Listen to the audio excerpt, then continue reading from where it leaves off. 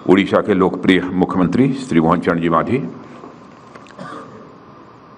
केंद्रीय मंत्री श्री धर्मेंद्र प्रधान जी, उड़ीसा भारतीय जनता पार्टी अध्यक्ष श्री मनमोहन जी शामल, उप मुख्यमंत्री श्री केवी सिंहदेव, उप मुख्यमंत्री श्रीमती प्रभाती परिदा और उड़ीसा विधानसभा अध्यक्ष श्री सुरमा पाड़ी जी, मंत्री रवि नारायण जी, पृथ्वीराज जी, नित्यानंद जी, कुशान जी, स्पंद जी, प्रताप जी, सूर्यवंशी जी और डॉक्टर देवेंद्र प्रधान स्मृति समिति के अध्यक्ष श्री समीर मोहंती, पूर्व मंत्री श्री निरंजन पटनायक, प्रफुल्ल धड़े, श्री अमर सतपथी, प्रदेश प्रभारी श्री विजयपाल तोमर और प्रख्यात पत्रकार सौम्य रंजन जी पटनायक। पटनायक जी कहाँ हैं? अच्छा, वहाँ बैठे। प्रख्यात सैंड आर्टिस्ट श्री सुदर्शन साहू जी कहाँ हैं? वाह, नहीं, मैं देखना चाहता था कुछ कलाकारों को ऐसे। प्रख्यात लेखिका सुश्री प्रतिभा जी राय, वाह, वेरी गुड।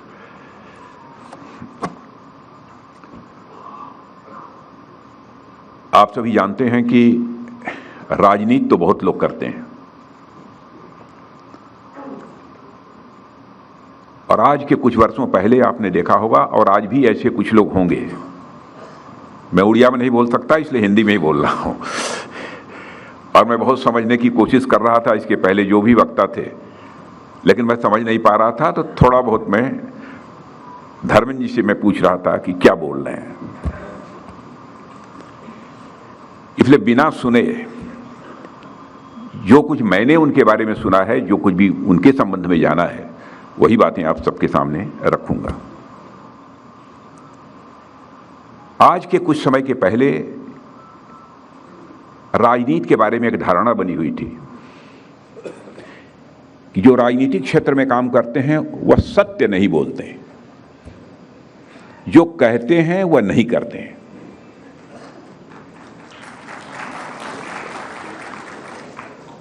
और इतना ही नहीं, यदि किसी के ऊपर कोई आरोप लगाना होता था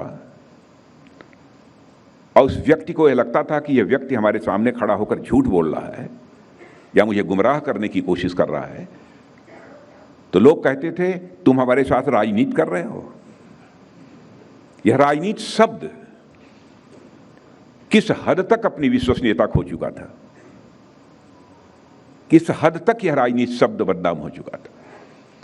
फिर भी उस समय भी कुछ ऐसे लोग थे कि इस राजनीति शब्द की विश्वसनीयता, क्रेडिबिलिटी, इस राजनीति शब्द की साख जो खो गई थी, वह पुनः भारत की राजनीति पर स्थापित करने के लिए बराबर संघर्ष करते रहे। उन्हीं में से थे एक डॉक्टर देवेंद्र प्रधान। और आप ये कहेंगे कि डॉक्टर देवेंद्र प्रधान जी के बारे में आप कैसे इतना जानते हैं? हम दोनों ने साथ काम किया है, बहुत लंबे समय तक नहीं काम किया है, लेकिन कुछ समय तक उनके साथ काम किया है। सहजता, सरलता, जो कहें उसे करें, अनावश्यक आश्वासन न दें, यानी उनके वर्ड्स और डीड्स, उनके कृति और कथन, कहने और करने में कोई अंतर नहीं था। इसलिए मैं कह सकता हूं कि भारत की राजनीति में पैदा हुए इस क्राइसिस ऑफ क्रेडिबिलिटी, विश्वसनीयता के संकट को एक ऐसे नेता थे डॉक्टर देवेंद्र प्रधान जी, जिन्होंने की चुनौती के रूप में स्वीकार किया था और उस पर विजय प्राप्त की थी।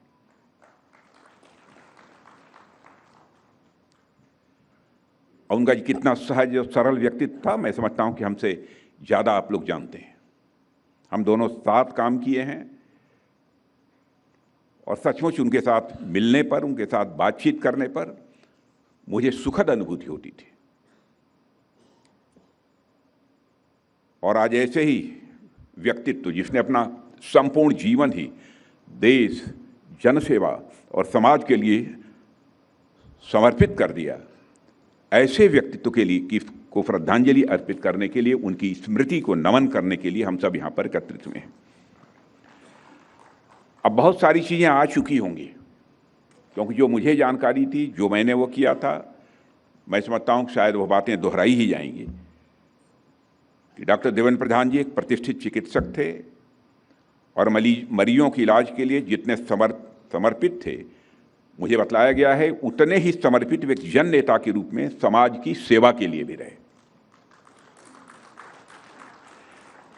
उन्होंने एक चिकित्सक को सेवा और करुणा के भाव और मूल्यों को अपने राजनीतिक जीवन में अपनाया और जनता की भलाई के लिए जो कुछ भी कर सकते थे उन्होंने अपने तय करने की कोशिश भी की है। समाज के वंचित और गरीब तबके की समस्याओं का समाधान कैसे होना चाहिए, मैं यह दावा नहीं करना चाहता कि डॉक्टर देवेंद्र प्रधान जी ने सारी समस्याओं का समाधान कर दिया, लेकिन समस्याओं का समाधान होना चाहिए उसके लिए जितना वह संघर्ष कर सकते थे, जितना कुछ कर सकते थे, वह ईमानदारी से करने की उन्होंने कोशिश की। जैसे एक डॉक्टर मरीज की बीमारी का सही निदान करके उसका उपचार होता है, वैसे ही डॉक्टर प्रधान जी ने समाज की समस्याओं को गहराई से समझकर बराबर यह कोशिश की है अपनी तरफ से उसका समाधान निकलना चाहिए।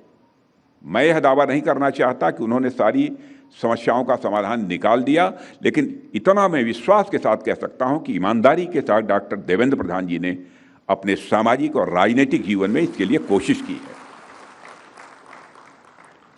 और हम सब इस बात से अवगत हैं कि उन्होंने स्वास्थ्य, शिक्षा, रोजगार और बुनियादी ढांचे के सुधार के लिए बहुत पॉलिसीज बनाने में, विजनरी पॉलिसीज बनाने में भी एक मेजर कंट्रीब्यूशन दिया है, एक अपना बहुत ही महत्वपूर्ण योगदान दिया है।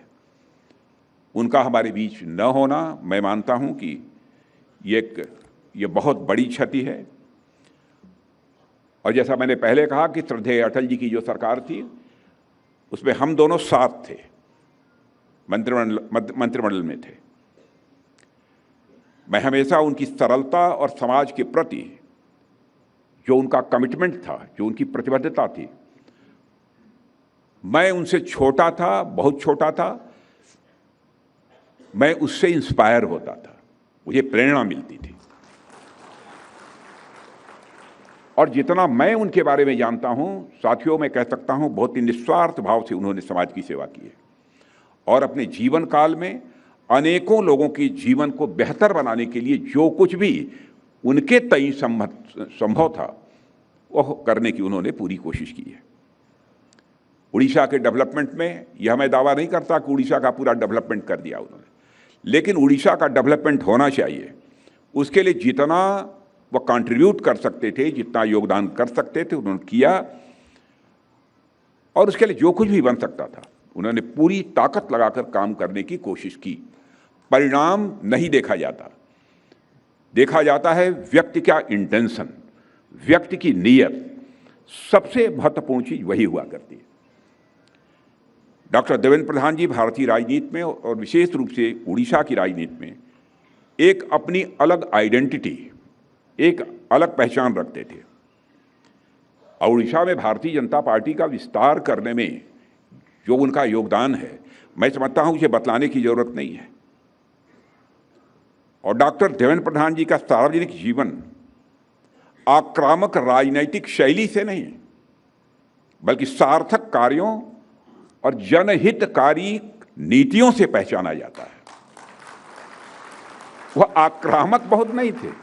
और पॉलिटिक्स में मैंने देखा है कि जो कुछ आक्रामक होते हैं उन लोगों को देखते ही लोग तालियां बजाते हैं, और जो शांति से काम करने वाले लोग होते हैं जल्दी जो रिकॉग्निशन, जो पहचान, जो मान्यता उनको मिलनी चाहिए वो नहीं मिलती। लेकिन शांत भाव से काम करने वाले राजनीतिक क्षेत्र के एक ऐसे वह धुरंधर थे। और साथियों, डॉक्टर प्रधान जी ने उड़ीसा के औद्योगिक और यहाँ के इंफ्रास्ट्रक्चर डेवलपमेंट के विकास में भी मैं मानता हूँ कि बहुत ही महत्वपूर्ण भूमिका उन्होंने निभाई है।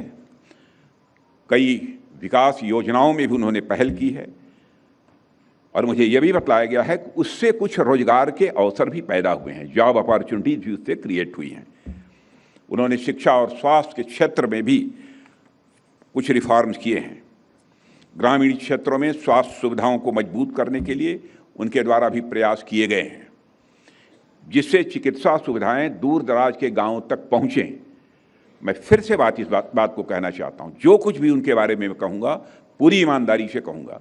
मैं यह दावा नहीं कर रहा, उनके प्रयास से गांव-गांव तक, दूर दराज तक चिकित्सा सुविधाएं पहुंच गई, लेकिन इतना मैं दावे के साथ कह सकता हूं, अपने तय उन्होंने पूरी कोशिश की है और ईमानदारी के साथ कोशिश की है।